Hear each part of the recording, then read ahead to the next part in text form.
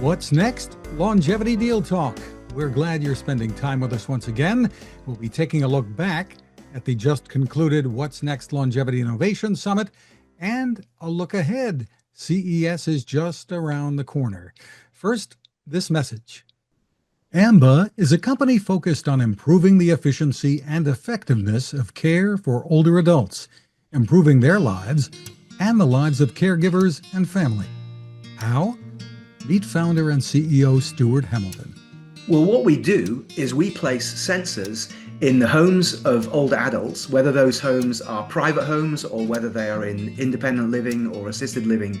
They're very discreet, almost invisible, and they passively gather useful information as the resident goes about their day. We're constantly measuring their heart rate, their breathing rate, looking for symptoms of sleep apnea. When they get out of bed, if it's in the middle of the night and the resident is quite vulnerable, we can alert a caregiver to come and provide them with assistance if necessary. In the daytime, we're measuring bathroom use, exercise, medication compliance, all kinds of information that we gather passively. The resident doesn't need to remember anything, press any buttons, or wear anything. What that lets us do is provide caregivers with exactly the information they need to deliver the right care intervention at the right time and improve the lives of older adults. And Stuart, there are metrics that you use to measure just how effective all this is. What we set out to do is to simultaneously improve the efficiency of care, so using your precious caregivers as efficiently as possible. And we also measure those outcomes. So it's not uncommon in our clients for us to see a reduction, for example, in nighttime falls of 60 or 70 or even 80% within a couple of months of deploying AMBER. We also see reductions in hospitalizations. We see improvements in medication compliance, simultaneously see improvements in both the efficiency and the effectiveness of care provision. And there's a personal story as to how this came about? That's right. So when my father got older, he moved to an independent living community very near to me. And I expected, as a technologist, to find some great technology that would help me and help his caregivers deliver just the care he needed, just when he needed it. But I was very surprised to find that the most popular technology used for supporting older adults was just a button that the resident is expected to press when they're in need of help. And what I set out to do is find a way to passively gather the information that our system needs to indicate that somebody is in need of assistance without them having to do anything at all. Amazing. Where can people go for more information? Well, you can either email me directly. I would love to hear from you. My email address is stu, S-T-U, @amba.co. If you'd like to learn more and see some videos and more information, you can take a look at www.amberhealth.com.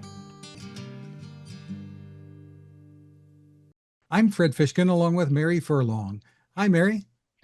Hi, Fred. Wow, what a swirl it was in 2025. I think we all accomplished so much in the longevity marketplace, and it's so hard to believe we're at the end of another year already. And it's time to look ahead too. I have to say, as someone who was born in 48 and we're going into 2026, where the boomers at the top end are 80, I think it's going to be a great decade for us. You're here. So we have some wonderful guests joining us to help us do that look ahead and look back. Amelia Hay is VP for Startup Programming and Investments at the Age Tech Collaborative from AARP. Great to see you again, Amelia. Hi. From the Consumer Technology Association Foundation, Executive Director Steve Ewell. Hi, Steve. Hey, Fred and Mary. Glad to join you. Good to see you. And also joining us from the CTA is Vice President of International Trade, Ed Bristois. Thanks for being here, Ed. Thank you, Fred. Thank you, Mary. It's a pleasure to be here. So what a great lineup. We all were together in person last week at the Longevity Innovation Summit, which really was a sold out crowd and a kind of a remarkable gathering because we had so many innovators from the nonprofit sector, from state governments, from federal government, that one of the speakers said there was more innovation in Washington than there was in Silicon Valley. I've never heard that before, but it kind of felt that was in the air. And Amelia, I think you are really front and center in leading this charge. So um, you helped us address what investors are looking for. And you continue to do that at CES. So tell us about what's happening in January. Well, I will be an exhibitor at CES, and we are bringing 22 startups as well as 5 larger companies, and they're going to be showcasing solutions that can be administered at home. There's one exception to that, but they're all solutions at home. There's diagnostics, therapeutics. Many of them are brain health oriented, telehealth. We cover the gamut. We will still have our programming. So part of the booth area is for programming every hour on the hour.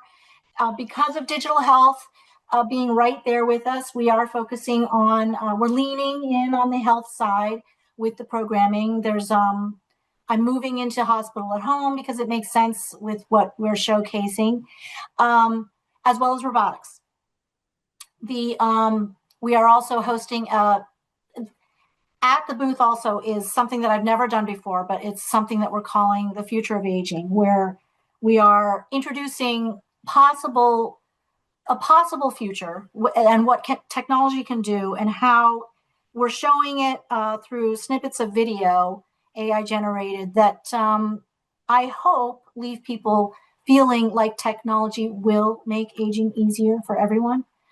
And in addition to that, we are hosting a pitch event where 5 startups that are all accessible tech will be pitching for a $10,000 prize. So lots going on. Sounds like once again you're going to have an amazing presence there as you have in the past.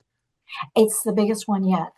I'm impressed you have these large companies also stepping up. I think this is a really important new trend and direction. And of course, what we learned last week was a lot about hospital to home, taking ownership for your health and vitality. Yeah, I'm really pleased. It's about the power of the ecosystem at this point. And so in that space, they don't get larger signage or square footage than the startups. They're all commingled together there. So 27 companies commingled. I think we're all very excited, and I hope it's a good show. We have to bring the winner back after the competition. I always love that event, and a lot of those winners meet, even the people that pitch meet other partners just by being there. It's very yes, and we are. The pitch event is actually invite only, because we're hoping to kind of, as my purpose is while I'm always there, is brand awareness and kind of spreading the news and trying to make sure that everybody understands how important age tech is to technology and the market opportunity that exists for it. Can I just ask another question about that? So how many years have you been doing CES with Age Tech Collaborative? So, I mean, it predates me. I think they've been coming since 2018, but I've been running it since 23. And well, initially, were people surprised to see AARP and Age Tech? And now it's become a highlight of the conference, correct?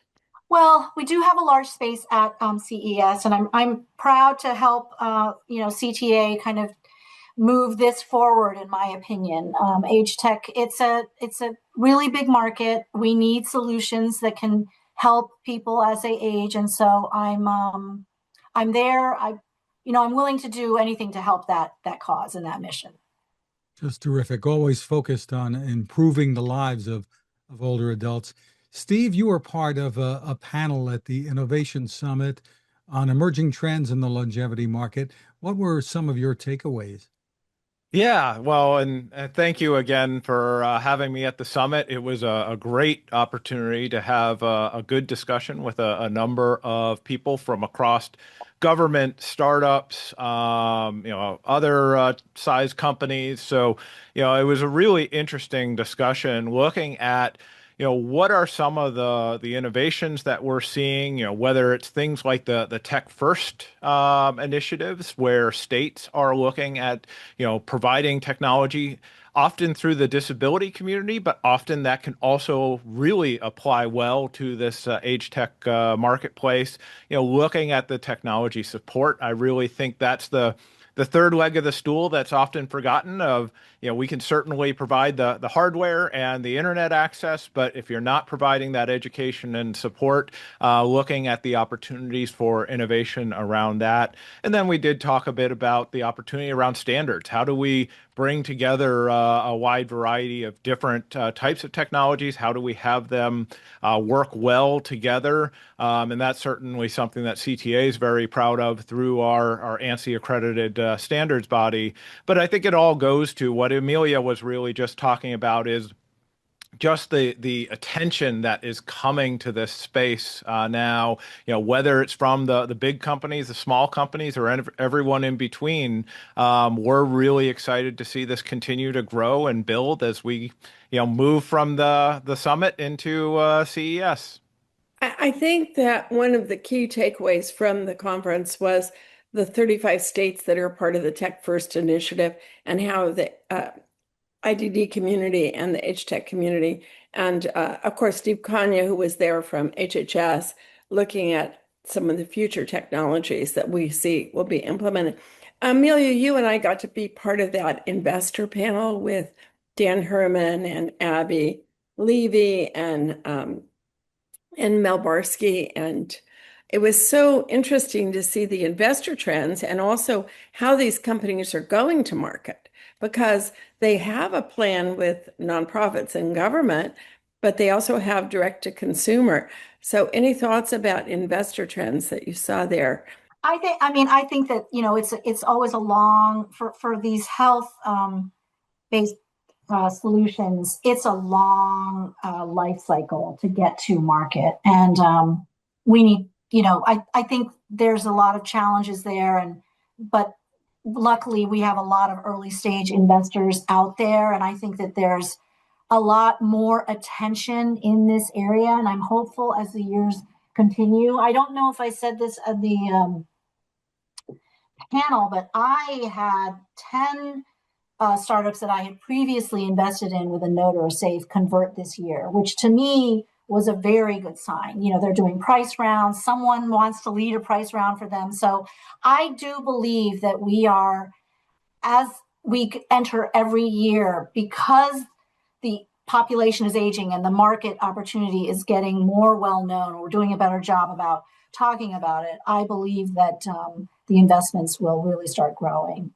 And I think you're right. It is all about the ecosystem, but we had some companies like Audium with 100 million in revenue, and others like GoGo Grandparent that are really scaling fast. Same thing with Silverite. So, and then of course you and I will be at JP Morgan Healthcare with investors in January. So that's the week after. But let's go back to Eureka Park. And Steve, tell us a little bit about CES in general. How many people go to CES?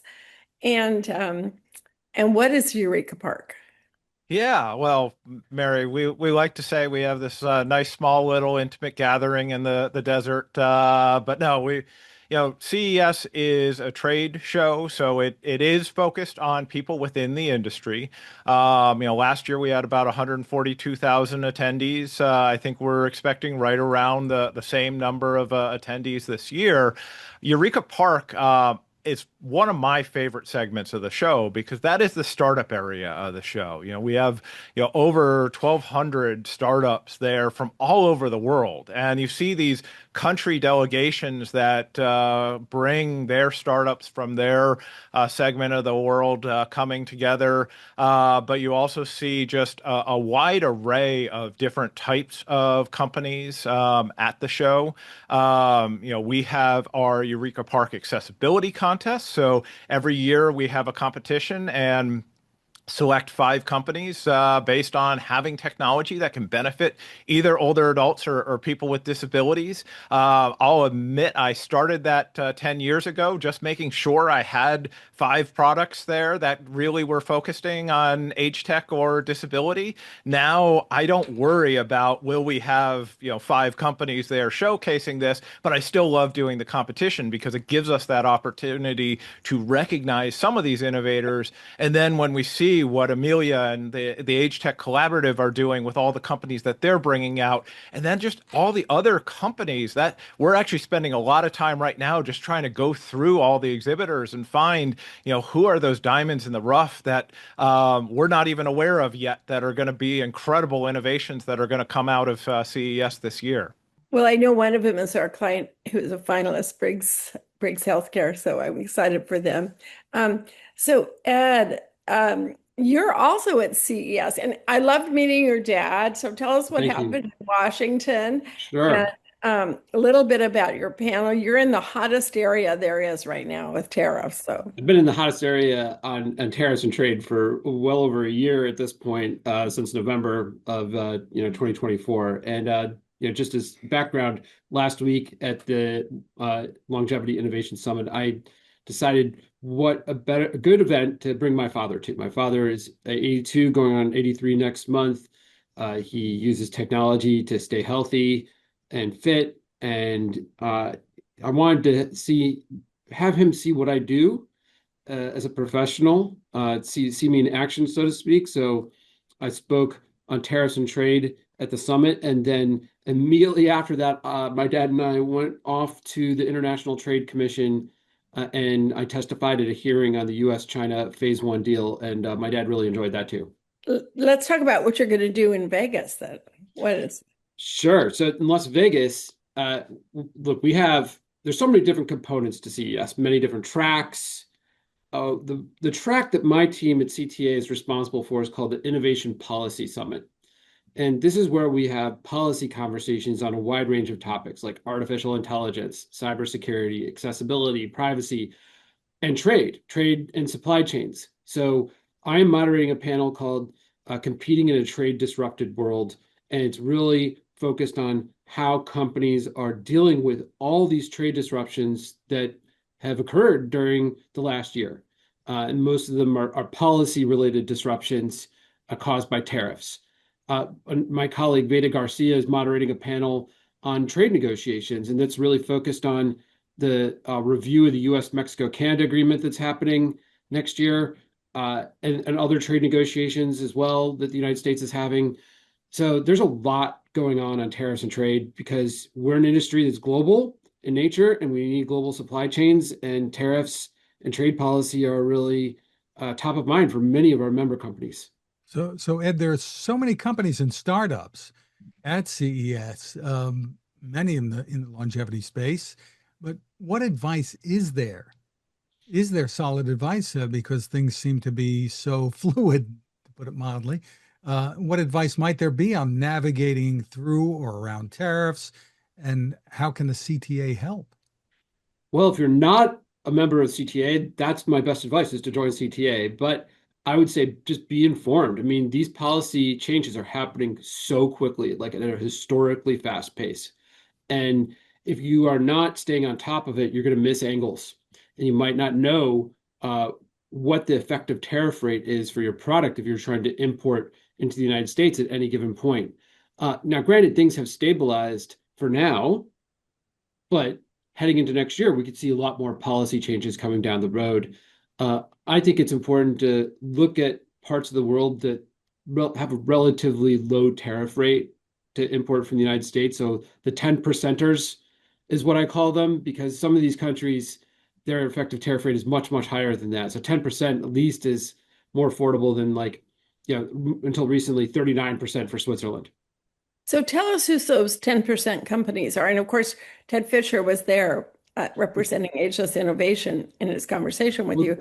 So the 10% countries are countries that the United States has said, if you import from this country, any product, your tariff rate will be 10% plus the most favored nation tariff rate if that product applies. So for China, it depends on the product. It could be 47%, it could be 20%, it could be 10%. For Vietnam, it's 20%. So you have to know what those tariff rates are and then determine whether or not you could actually produce in that country. And if you can't, then you've got to find somewhere else. And it's really, really hard to make these determinations right now. The other piece of advice I would give to companies is look at Mexico. Mexico right now, and Canada too, They both have a what is called a qualifying exemption from these tariffs designed to address the fentanyl problem in the United States under an Emergency Economic Powers Act. Now, that means that you don't have to pay, if your product qualifies with the US Mexico Canada agreement, you don't have to pay the tariff. So a lot of our companies are going to Mexico because they think it's going to be more stable in the long run. Perhaps for now, but things change rapidly, as I said before. Amelia, maybe you and Steve have some thoughts on that too. And are you hearing this from some of the companies in your, and how large is that ecosystem now? Like 700 companies in it? Yeah, the HC 700, there's a little over 200 startups, and I always ask if they actually have a device. Where are you manufacturing? A lot of them are, trying to find them, but Vietnam is actually one a place, and they're trying to figure it out. It's hard for them, but I do ask because it's just about whether I get a sense of how stable they are. And Vietnam has been a very popular destination for sourcing for a lot of CTA members. Mexico and Vietnam, probably the top two. And then beyond that, you're looking at other countries in Southeast Asia, potentially. Mm-hmm. Yeah, and a lot of them say the U.S. Now they're trying to figure out a way for the U.S. And I often even ask about 3D printing just to see how basic are these, what's being made, and how creative are they in trying to figure something out. So Yeah, I have a 3D printer at home, so it's possible, but those go if it's complicated, you have to pay a lot more money for a high-end 3D printer.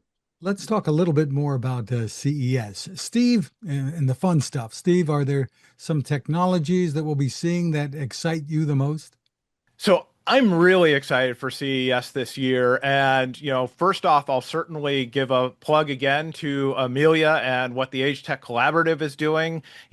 I can't wait to see everything that they're pulling together as far as, all of these startups, all this ecosystem, and every year they really do outdo themselves. Another area that I'll highlight, there's kind of two new segments to CES that actually there's probably many more than that, but two I'll point to. One is the CES Foundry. So that is a whole new area of CES. It'll be over at the Fountain Blue, and it's focused on AI, quantum, and blockchain technologies. So all emerging technologies. And honestly, I think all areas that we in the age tech ecosystem really need to be aware of. Where is AI going? Where is blockchain technology going? And what I'm looking forward to learning about is, what does quantum mean for this space? Like, how will that apply? I'm really looking forward to some of the discussions that will be happening there. And then the other new area that we're going to have is, much like Amelia has incredible age tech content, and we leave the age tech to AARP there. We're building out a brand new stage this year, which will be the accessibility stage powered by Verizon Accessibility, where we'll have 3 days of solid content around accessibility topics. And once again, Mary, as you had said earlier, while it tends to be focused on the disability community, I think there's a lot of things that we'll be able to learn from this space that will apply to the age tech space, just like all of the content that Amelia is putting together on the age tech space can apply to the disability space. So I'm really looking forward to seeing how all that comes together. And then, yeah, I love just finding those technologies that no one expects. So it's, you walk around the show floor, you find this startup that, it's just like, wow, I never would have thought of that. This is either going to be the next big idea or I'll never hear about this company again. But, people come to CES with their dream. They've, invested and, put so much time and effort into building a product. And that's why we love to have the opportunity with Eureka Park, where it is a discounted opportunity, but it's an opportunity for them to be on the stage with some of the biggest companies in the world, in front of the investors, in front of the media, and get the attention for what they're doing. So often what I'm most excited about is the thing I can't tell you about right now because I don't know about it yet. Here, here. And Amelia, you have so many companies that you mentored this year and that have been part of different cohorts. Tell us about some of the startups that you're going to have there. Yeah. So we have one of the things that we're doing is we have a food area. So we have one company called Jonah that actually works on your gut biome and can give you reports out on how it's doing and what are the pre-indications. Um, so there's a whole food kind of kitchen area there. We have a product where it's called Elamind, and you kind of wear this band and it helps you go to sleep.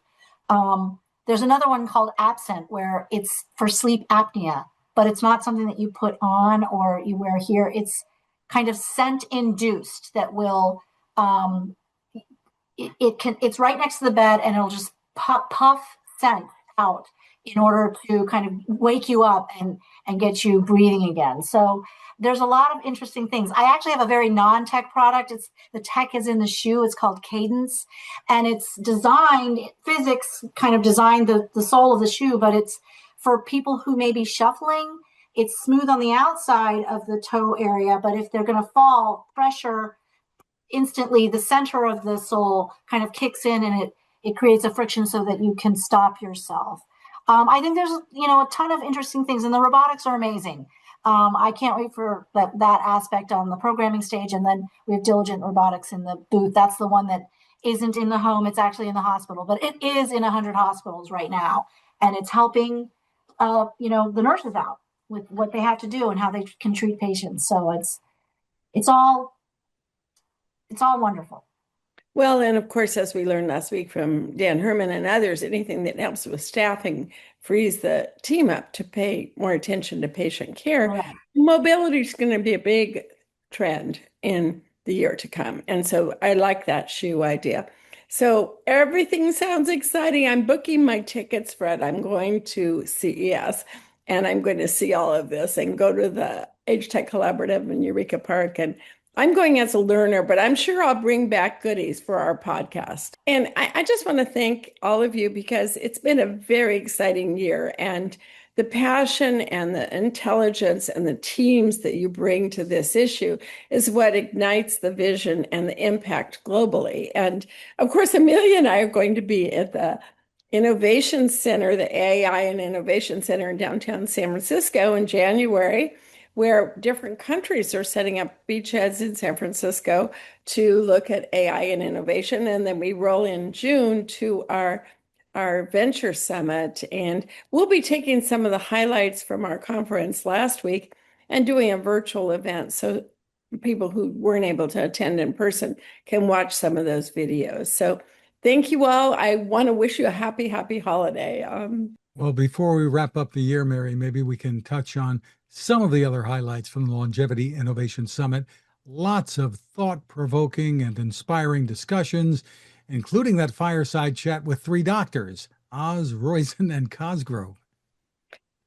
Yes, that was so wonderful. I was so honored to have them, and I I thought the use case they had about the Cleveland Clinic and how they transformed both the health outcomes of the staff as well as the patient population, even got rid of McDonald's and put in an art gallery. And they kind of inspired all of us to eat healthy. I even bought salmon burgers over the weekend at the grocery store.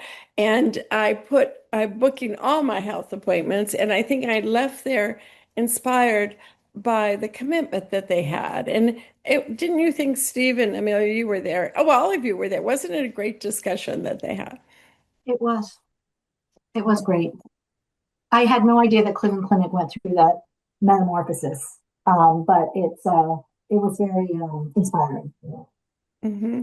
And that was just one of many, many, many sessions. So you'll see some of these, of course, the leading work that Nancy Lemon and her team are doing on caregiving, lots of innovations on caregiving, and 63 million people that are caregivers. You know, we see the stress and the impact that has. You know, I think we have to also say, we saw the data about social isolation and the number of people who are lonely. And I think about you can easily tip into the holidays and think it's the most wonderful time of year. But for people who've lost someone, for people that are alone. Someone said to me last week, this is no longer a Norman Rockwell painting. And I thought that's kind of interesting, right? So what Dr. Roizen taught me is to reach out to those people. He calls 4 people on the weekends just to check in on them. And so it's not that difficult for us to set one more place at the table, to reach out to our colleagues and friends, and then to celebrate the work we're doing, but do it every day in a way. Do you know what I mean? I think that's a call to action. That's what we see so many of our client companies doing. They're having real impact on the lives of the people they touch. And I think that's what gives the work so much purpose. I asked a friend over the holidays, do you look for return on impact in different categories? He says, I look for return on purpose. I think we got that this year. Great message. All right. Thank you again to Amelia, Steve, and Ed. Thank you so much for spending time with us. Thank you. Thank you. We want to thank our sponsor, AMBA, providing technology to enable responsive, personalized, and effective care. Discover how AMBA can benefit your facility, your residents, their families, and caregivers. Find more at ambahealth.com.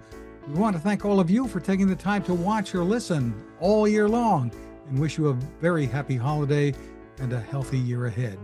Remember, you can always find us and the Living Longer, Better, Smarter podcast as well at maryfurlong.com/podcasts. And all the best to you, Mary. Oh, thank you. Same to you, Fred.